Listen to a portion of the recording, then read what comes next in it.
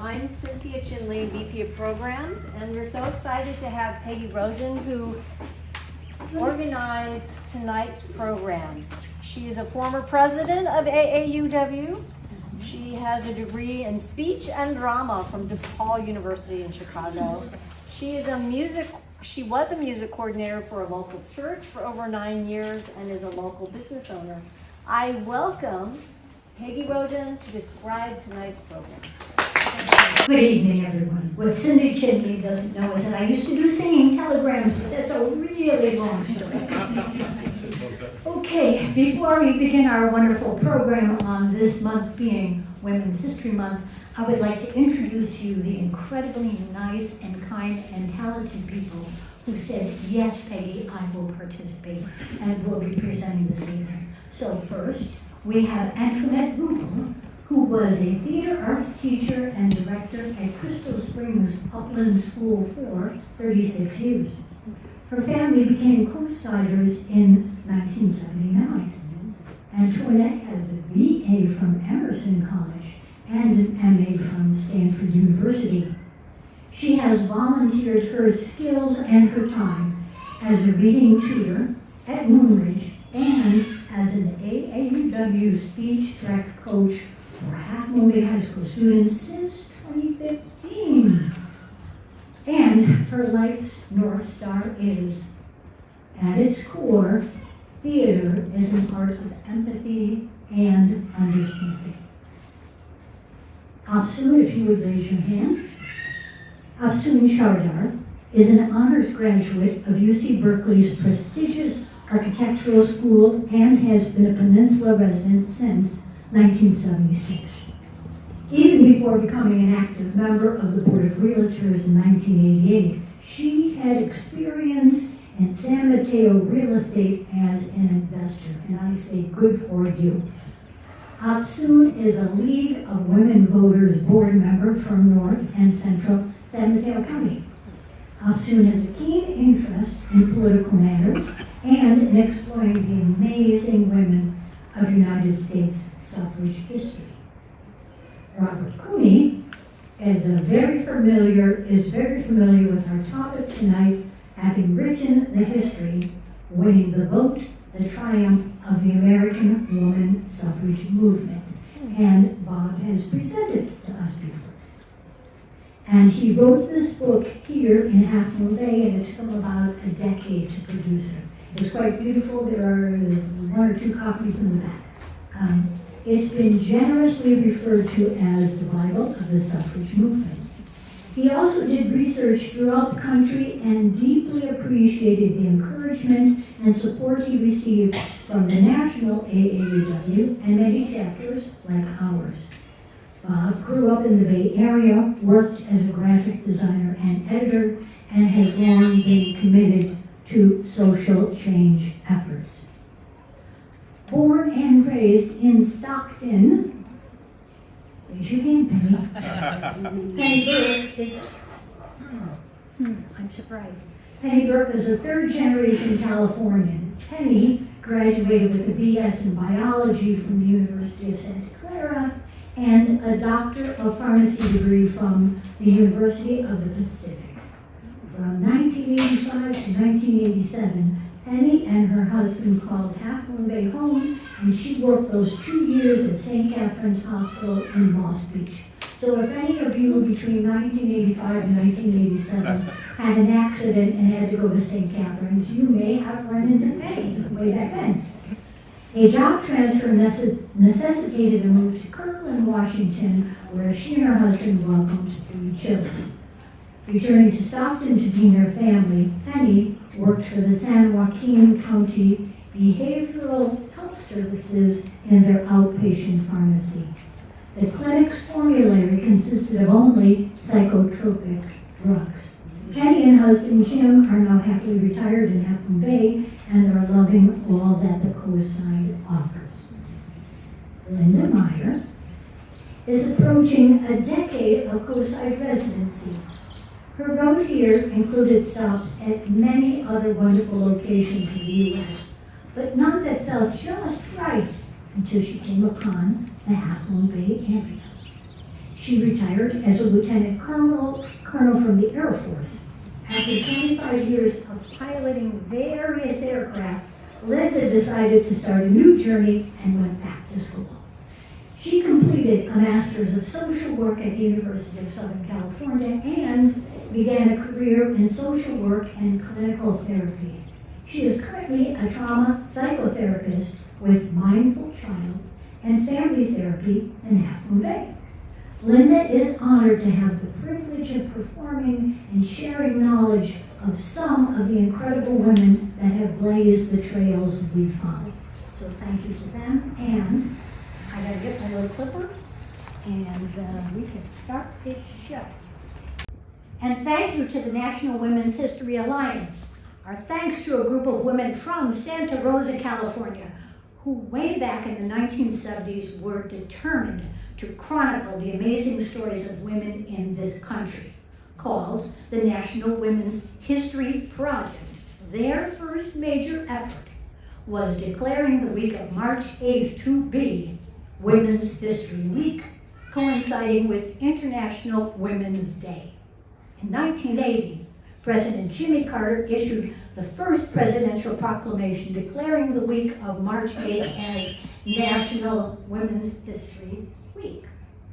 But in 1987, Congress passed Public Law 100-9, designing March as Women's History Month. Since 1995, each president has issued an annual proclamation designating March as Women's History Month, and we say thank you so very much to the ladies who are still quite active with the National Women's History Alliance. This evening's program serves to highlight a brilliantly executed parade in Washington, D.C., along with shining a light on 5 amazing women who participated in it. This is a committee of members from the National American Woman Suffrage Association. What a bunch of sad faces. You would be too if you had to keep fighting for the right to vote. Thanks to our forefathers, they created a horror that still impacts us today. What if women, slaves, all people of color, especially Native Americans, had full suffrage in 1776? Where would we be today? Back from protests in England, Alice Paul and Lucy Burns created this event to highlight the demand for a constitutional amendment. They chose March 3rd, 1913, the day before President-elect Wilson's inauguration, taking the same parade route down Pennsylvania Avenue. This public display would force his administration to take up the issue of suffrage. This was to be the first suffragist parade in the seat of our federal government and the first march specifically organized for political purposes. What smart women. With only 9 weeks to prepare, the word spread quickly via mail, newspaper articles, flyers, telegrams, and telephones. Yes, by 1910, there were over 5 million telephones in homes in America. People had to pay their own way to get to Washington, D.C., and they came by car, bus, train, horse, bicycle, and on foot. General Rosalie Jones and her army marched 240 miles from New York City to Washington, D.C. This march drew national and international attention, adding to the excitement of the upcoming parade. The ladies look like rural folk, but make no mistake, these women were the middle class and the social elite. They had the means and wealth to participate in suffrage events. Even though they walked, I bet each night they stayed in a rather nice hotel or a boarding house. Cartoons of the day compared the suffragists to our Revolutionary War heroes. Washington crossing the Delaware had a gender change.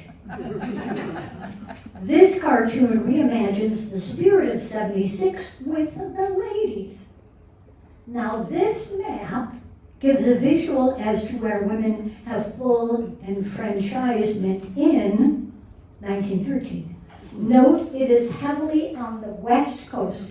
The territory of Wyoming gave women full voting rights in 1869, even before they became a state.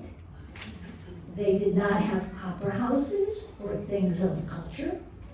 Look at the cultured East Coast. With all their culture and knowledge, those states did not give women the right to vote.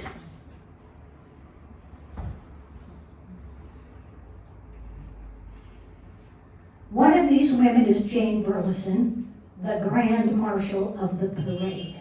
She is a true Texas horsewoman. And as you can tell, those ladies have quite a bit of money with their firm ups. The cover of the official program for the march. Notice the entire color scheme embraces the suffrage colors of white, purple, and golden yellow. What a striking and beautiful drawing. In the early planning stages, Alice Paul knew they could gather a group of local participants in the Washington, D.C. area from the wives of members of Congress and the wives of the ambassadors. From there, they hoped that suffrage clubs across the country would attend. It is estimated that between 5,000 and 8,000 people marched in the procession, and that the crowd size was between 250,000 and 500,000 people. That's a lot of people to control, and keep those numbers in mind for later on. Officially called the Women's Suffrage Procession, it included so much more than mere walkers. There were 26 floats, starting with countries where women had the right to vote. 6 golden chariots, 10 marching bands, 45 captains, 120 pages, 6 mounted heralds, and 6 mounted brigades. Members of Congress who supported the cause were also included, but they walked at the back of the procession. And if you see way back there, senators and congressmen, I don't know where this is coming from. I just hate that. So businesswomen, teachers, pioneers, people from Iceland, New Zealand, it was a great deal. Now we are at the Great Demand. We demand an amendment to the Constitution of the United States, enfranchising the women of this country. The beautiful and tragic Inez Milholland, who, embracing a grueling schedule, traveled and worked so hard for the cause that she died at age 30 from pernicious anemia. And Inez would have carried a banner like this: forward out of darkness, leave behind the night. Forward out of error, forward into light. This parade was definitely planned to be a show of beauty, femininity, strength, and ability. Here were women commanding their steeds and paralleling the strength of a male army. As supposedly Harriot Stanton Blatch said, riding in a car does not demonstrate courage. Riding on a horse does. Here are a few pictures of the different marching groups. He said keep the mic away from your mouth. Distance. Well, I know that, but it's feeding off of something else. Yeah. I know this. I know how to work a mic. I know how to work a room. I just can't tell where the feedback is coming from. Somebody tell me where the feedback is. Where am I? Here are a few pictures of the different marching groups. Alice Paul chose a color scheme for each group. This highlighted the beauty of the event and would have been a treat for the crowds, showing a move away from darkness into light, like a rainbow effect. So here are the nurses, as their banner says, American nurses. And then we have In the Home, says the banner, followed by The Homemakers. And then we have the ladies who graduated from Bryn Mawr, and they're dressed in their caps and gowns. And who is next here? And so now we have states that have the vote, and they're smiling very nicely. And then this one surprised me. It's a great aerial shot of the day, and that was before we had drones. So somebody was standing on a rooftop somewhere. The procession was to come down Pennsylvania Avenue and join with the ongoing tableau. More on that. See, maybe it's this. Yeah. Maybe it's this thing here, not this thing here. More on that later. Okay, now, there's the little girls, and then we get this. Good news, bad news. There had been fastidious preparations, beautiful banners and signage. They ensured that the trams on Pennsylvania Avenue were stopped from 3 to 5. 40,000 sandwiches were made the night before. Signals were given via trumpets along the parade route, and in case of trouble, the cavalry was on call at Fort Meyer. The procession started late. Led by local police horsemen, the procession proceeded for several blocks before the crowd became rowdy and the police seemed to evaporate. The women on horses were able to slowly move forward. That's pretty messy. The marchers were called unseemly names, told to go home and spat upon. Many in the crowd were obviously drunk, and the Boy Scouts tried to keep them at bay. Finally, the cavalry arrived from Fort Meyer and provided safe escort for the remainder of the parade. Now, notice the ambulance in the crowd. Estimates range from between 100 to maybe even 300 people who were treated with injuries that day. While the parade was shanghaied by rabble-rousers wreaking mayhem and bedlam, it has a positive effect. National and international press coverage for more than a month. More coverage in support of the suffrage union, so people were reading about it pretty much every day. And they got more coverage than was given to Wilson's inauguration.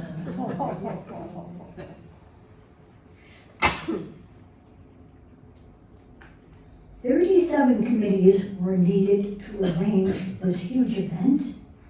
Hazel MacKaye played an important part. If Alice Paul asked a favor of you, could you, would you, say no? I think not. We needed a pageant for our first National Suffrage March on Washington. It needed to encapsulate the great demand, our demand, for a woman's suffrage in a strong yet dignified manner. So when asked to create a pageant, I answered with a most enthusiastic yes. Drama is my life. I was born in 1880 in New York City, into a highly respected theatrical family. My mother was an actress and a writer. My father, an actor, playwright, and producer. My family expected and encouraged me to study at Radcliffe, where my courses centered on drama and pageantry. I began my career as an actress, working on theatrical productions with my brother Percy, a leading pageant director. But then I made the leap and started directing pageants of my own making. Rather than beautiful spectacles, they became vehicles for the cause of suffrage.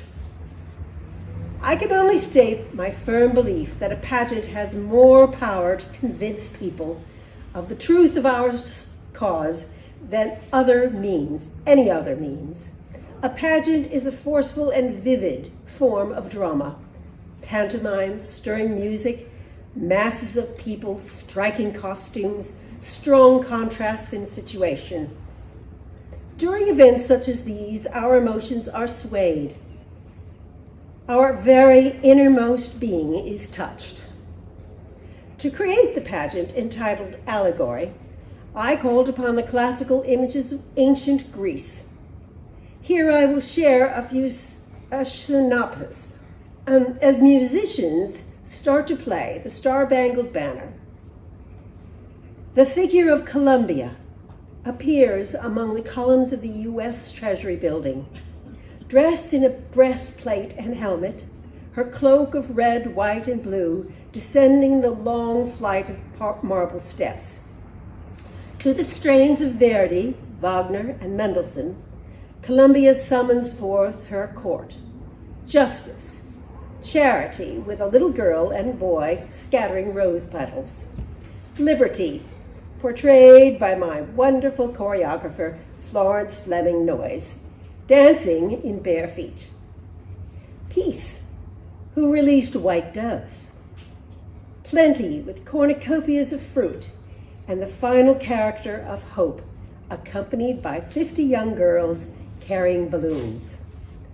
All in all, about 100 members in the cast, and not one of those, women or girls, who participated in the pageant could ever again feel indifference towards the cause of equal rights. We expected the day of the march to be cold. We did not expect a delayed start, nor a throng of rioting hooligans spitting upon and spewing lewd comments at our marchers. We heard our cue, a trumpet signaled. Performing the pageant to the thunderous applause, we turned toward the parade route, but no one appeared, no parade. Heading back into the Treasury Building, we warmed up. We waited nearly an hour for another signal. When it came, we enacted the pageant for a second time. As we finished, here appeared the parade with Mrs. Jane Burleson and Inez Milholland, leading the way on their gallant steeds. That time all went gloriously well. To quote the Washington Herald, Allegory was one of the most beautiful spectacles ever seen on the stage or in the open in Washington. To quote the New York Times, it was one of the most expressively beautiful spectacles ever staged in the country. Thus ended one of the most eventful days in my career, as well as a day fraught with significance in the history of women's suffrage. I was just 32 years old. Combining my passion for pageants and suffrage, I created 3 more suffrage-themed spectacles. My third, the most personal, was a homage to Susan B. Anthony. Harking back to 1913, the procession and allegory marked a new era in the political campaigning of women. We suffragists successfully and beautifully created the first spectacle of political mobilization. Thank you. 1904, a dignified American suffragist, Mary Church Terrell, spoke the following at the International Council of Women held in Berlin. In all this great world gatherings of women, I believe I'm unique in 2 respects. I'm the only woman participating in these exercises who represents a race which has been free so short a time as 40 years. And I am the only woman speaking from the platform whose parents were actually held as chattels, and who, but for the kindly intervention of beneficent Providence, would have been a slave herself. A child of former slaves, she was now giving a suffragist speech in Berlin in German, one of the 4 languages she spoke fluently. Mary's parents had been enslaved, but both her grandfathers were white. Because of this ancestry, her family was light-skinned and could have passed for white. At the convention in Berlin, people were wondering where the negress was. Mary had to explain that yes, she was black. In 1863, the year of the Emancipation Proclamation, Mary Church was born in Memphis, Tennessee. Both her parents excelled financially. Her mother in the beauty salon business, her father in real estate, becoming one of the first black millionaires in the South. Although they divorced, her parents agreed that the education system in Memphis was inferior. So at the age of 8, Mary was sent to school in Ohio, an abolitionist stronghold. Later, at Oberlin College, Mary took the 4-year gentleman's course, studying Latin and Greek, receiving both a Bachelor of Arts and a Master of Arts. At this time, Mary found her voice as a suffragist and a feminist through the writings of Susan B. Anthony, who became her lifelong friend. Between working for suffrage, working as a teacher of Greek and Latin, and studying languages in Europe for 2 years, Mary was courted by Robert Terrell. They met when they both taught at the acclaimed M Street Colored High School. Robert Terrell, the 3rd black student to graduate from Harvard and the first to graduate magna cum laude, later became a federally appointed judge. To use current vernacular, they were a Washington, D.C. power couple.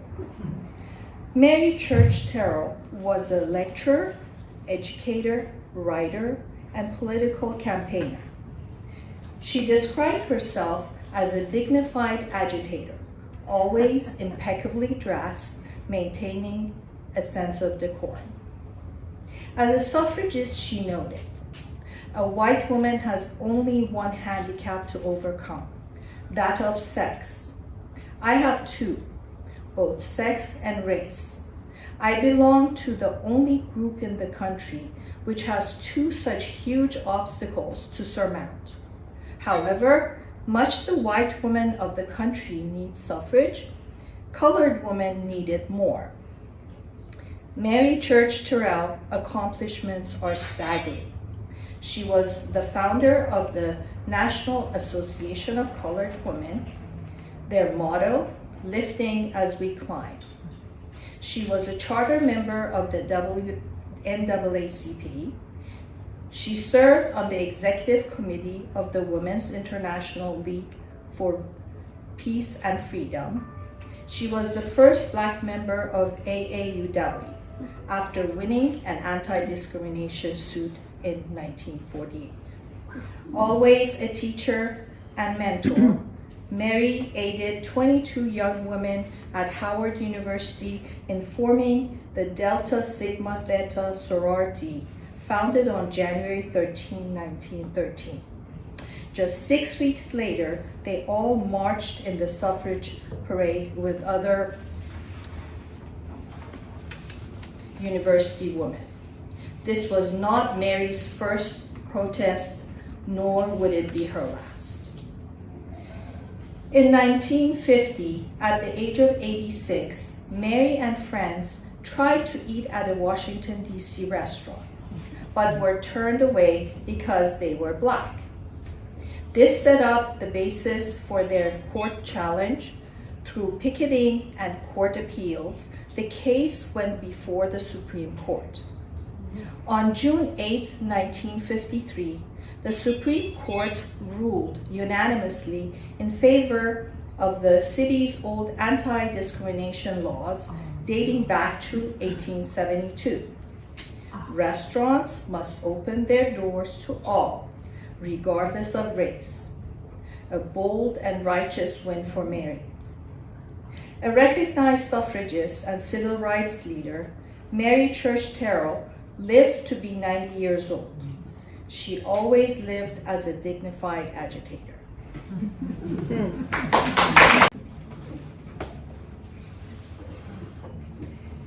At the onset of the 20th century, the United States was churning with change.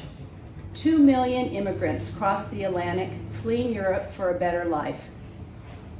Many of them settled in New York City, rife with tenements, disease, and poverty. They worked in the garment industry for poor wages and in dangerous conditions. And from this miasma, unions were the only means to address these injustices. Who knew that a Jewish Polish immigrant named Rose Schneiderman would later be heralded as both a leading suffragist and a champion of the American labor movement? Rose was born in Sawin, Poland on April 6, 1882. At age 8, she and her family emigrated to America, only to have her father die of meningitis 2 years later. Out of economic necessity, at age 16, she began working at a cap-making factory. Rose saw firsthand that men got the better jobs while women were paid less for the worse jobs. Here begins the compelling start. What's that? Here begins the compelling start of her union career. In 1903, Rose organized a female-led United Cloth Hat and Cap Makers Union. In 1905, she successfully led a 13-week strike at the factory, walking picket lines and leading strike meetings. She would hold street corner rallies and strike up conversations on the plight of the workers. She became known as a dynamic speaker. At a mere 4 feet 9 inches, Rose was a militant unionist, her attitude as fiery as her red hair. The first woman elected to office in a national labor organization, her notoriety as an organizer and orator gained widespread attention. Her membership in the New York Women's Trade Union League introduced her to wealthy, educated suffragists. The Trade Union League hired her as a full-time organizer, needing her experience to convince working women to join the suffrage cause. In 1907, Rose began working alongside Harriot Stanton Blatch and the League of Self-Supporting Women, knowing that procuring the vote for women would give them more power in the workplace. On one occasion, she rode in an open-air car through the streets of New York with Harriet, stopping to give impromptu speeches on suffrage, always one step ahead of the police. When invited to speak at Vassar by student Inez Milholland, the administration denied them entrance. Always creative in thwarting attempts to stifle their rallies, Rose and the group held their event in the local cemetery instead. When anti-suffragists claimed that voting would make women manly, Rose replied, and I quote, "Women in the laundries, for instance, stand for 13 or 14 hours in the terrible steam and heat with their hands in starch. Surely these women won't lose any more of their beauty and charm by putting a ballot in the ballot box." As would be expected, there was a fragile alliance and chasm needed to be bridged between the classes, the wealthy, educated suffragists and the working women. Rose made this plea in her famous Bread and Roses speech. "What the woman who labors wants is the right to live, not simply exist. The right to life as the rich woman has the right to life, and the sun and music and art. You have nothing that the humblest worker has not a right to have also. The worker must have bread, but she must have roses too. Help, you women of privilege. Give her the ballot to fight with." A labor movement leader for over 50 years, Rose worked to enact laws for a 40-hour work week, to end child labor, and to establish a minimum wage. Ahead of her time, she argued for the unionization of domestic workers, maternity insurance, and government-funded child care. She died at age 90 in 1973, just as a new women's movement was beginning. It is unclear if Rose was actually at the 1913 parade. If not at the parade, she most certainly was engaged in a labor or suffrage rally elsewhere.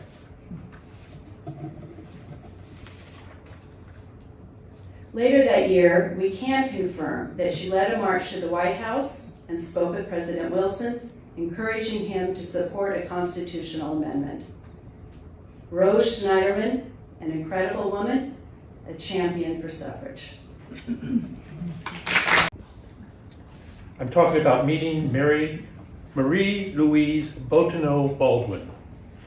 I was waiting for the suffragist first parade in Washington, D.C. to begin on that beautiful but cold early March afternoon in 1913, and I fell into a conversation with one of the women in the Division of Lawyers. She introduced herself as Marie Baldwin and told me, quite forthrightly, that she was 50 years old. I could see that she shared the excitement of being part of all these thousands of women gathering for this unprecedented festive protest parade. She wore the same color cape as the other attorneys in her group. Different colors delineated the various professions represented. Marie was an American Indian, she told me. She was born into the Metis Turtle Mountain Band Chippewa Indians in 1863 on Chippewa land that would later become part of North Dakota. Her father, as well as her grandfather, were also lawyers who fought to defend treaty rights and tribal sovereignty. When she was 24, she married a businessman named Fred Baldwin. But the marriage only lasted a few years, leaving her with his name rather than her French-influenced family name, Bottineau. She was proud of her mixed French and Indian heritage, but as a young woman felt not fully accepted by either. It made her feel somewhat isolated and not truly belonging anywhere. In the 1890s, she moved to Washington, D.C. with her father so he could defend the Chippewas' treaty and land rights. She served as his legal assistant for several years, and at 41 was hired by the Office of Indian Affairs. She was the first woman to work there, and she made sure that her people were not being cheated out of their promised resources. At 48, after her father died, she decided she could best help her people by becoming a lawyer. So, while working full-time, she took night classes and finished the 3-year program in just 2 years. She was the only Indian in her class and the first Native woman to become a lawyer. She became increasingly active in both the suffrage movement and the drive to uphold the rights of Indigenous people. She told me that Indian women were among the first suffragists and explained that they had virtual suffrage, also the power of recall, since time immemorial. Whenever they were dissatisfied with the chief of the tribe, all they had to do was to make their wishes known, and he was promptly recalled. She said that she personally felt strongly about setting an example for other Native women. She wanted to show that it was possible for them to live in the modern world while still honoring their Native beliefs and traditions. I learned later that Marie was becoming a nationally recognized figure representing Native ways and values. But she had told me she hadn't always felt that way. In her younger years, she believed, like the government, in assimilation, in taking on the ways of modern Western society and leaving the traditional ways behind. Eventually, she realized that assimilation was too limiting. Now, she intentionally projected a modern Indian identity at public appearances and proudly told me that she had not only been in a canoe and a prairie schooner, but also in an airplane. As we spoke, I reflected on the challenges this complex woman, one of thousands of marchers, had faced. Not only was she a Native American in a white-controlled nation, where traditional and modern approaches were clashing, but she was also a single woman and a suffragist in a male-controlled world who struggled to define herself and make a difference. She and the other suffragists in the parade had much in common. Like many other minority women, Marie heroically worked for equal suffrage despite knowing that she would be ineligible to vote herself. Many Native Americans were not legally allowed to vote until passage of the Indian Citizenship Act in 1924. In 1952, Marie Louise Bottineau Baldwin died in Los Angeles at age 88 after dedicating most of her life to advocating for the rights of women as well as the rights of Indigenous people. It was such a great pleasure to get to know her.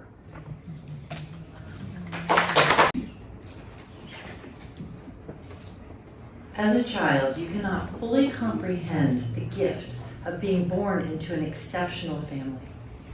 A father who was an ardent abolitionist, lawyer, and journalist.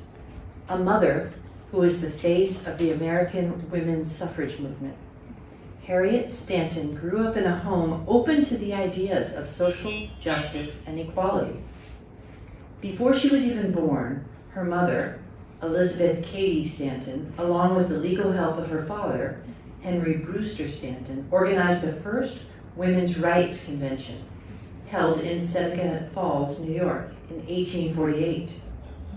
Harriet Stanton was born in 1856, the sixth child of Henry and Elizabeth Cady Stanton. In this robust family atmosphere, she was schooled firsthand in the suffrage cause. A gifted student, she attended Vassar College, graduating with both a bachelor's and master's degree in mathematics. In 1881, she helped her mother and colleagues who were writing the book, The History of Women's Suffrage. Harriet's respectful handling of the information on her mother's group, the National Women's Suffrage Association, and its rival, the American Women's Suffrage Association, opened the door for a future reconciliation. Later, these two groups would merge and become the National American Women's Suffrage Association. With marriage in 1882 to Englishman Harry Blatch, Harriet became Harriot Stanton Blatch and a British citizen. Living for 20 years in England proved a fertile time, allowing Harriet to observe the tactics and organizing efforts of British suffragettes. Although a member of the elite, Harriet saw the importance of involving the poor and working classes in this fight for women's equality. Returning to America in 1902, Harriet was ready to apply what she had learned in England.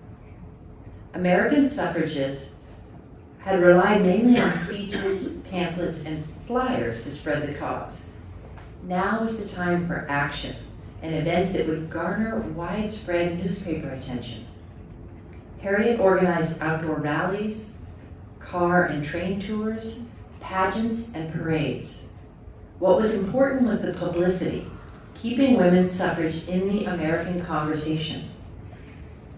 Harriet organized the first New York City suffrage parade in 1910 and did so each year until 1917, when New York gave women the right to vote. Her hopes, expressed in a letter to Alice Paul, were, if we win the Empire State, all the states will come tumbling down like a pack of cards.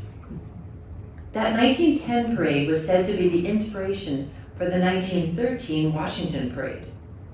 Harriet contributed to the beautiful spectacle and condemned the mayhem that marred the parade. The day after the parade, she sent this telegram to President-elect Wilson, with copies sent to the major news outlets. To the Honorable Woodrow Wilson, President-elect of the United States, as you ride today in the comfort and safety to the Capitol to be inaugurated as the President of the people of the United States, we beg that you will not be unmindful that yesterday, the government, which is supposed to exist for the good of all, left women while passing in peaceful procession in their demand for political freedom at the mercy of a howling mob on the very streets which are being at this moment efficiently officered for the protection of men. Harriot Stanton Blatch. Until the 19th Amendment was passed, Harriet joined Alice Paul to lead the aggressive efforts to further the cause of suffrage. It is believed she suggested the brazen move to picket the White House with silent sentries, continuing to shine attention on their amendment demands. Picketing continued during World War I, but Harriet did her part to help with the war effort. In 1917, she became a director of the Women's Land Army of America, organizing over 15,000 women to work on farms in 40 states. Called farmerettes, Many were young suffragettes wanting to patriotically serve their country. At first, Harriet favored the war, since it provided equality in work for women. Her stance drastically changed after a visit to Europe at the war's end, and she rallied against the horrors of war, concluding that war is so completely ineffective, it solves nothing. In her memoir in 1940, published shortly before her passing, Harriot Stanton Blatch wrote, "Women can save civilization only by the broadest cooperative action, by taking part in greater numbers in government, by daring to think, by daring to be themselves. The world is calling for women of vision and courage. May the women of the world hear the call and go forward." Here were 5 incredible women. Here was an incredible parade. But on March 3rd, 1913, all those thousands of women, those suffragists, were all incredible women. What an inspiration. What they were able to accomplish without all our current trappings and conveniences. In the Old West, newcomers to town were greeted with, "Howdy, stranger." People came from everywhere with the hope of a better life, seeking the American dream. Dare I say, today's political state of affairs gives us grave concern. Again, here's to our suffragist ancestors, trailblazers, each in their own way. Now, what will the future demand of us?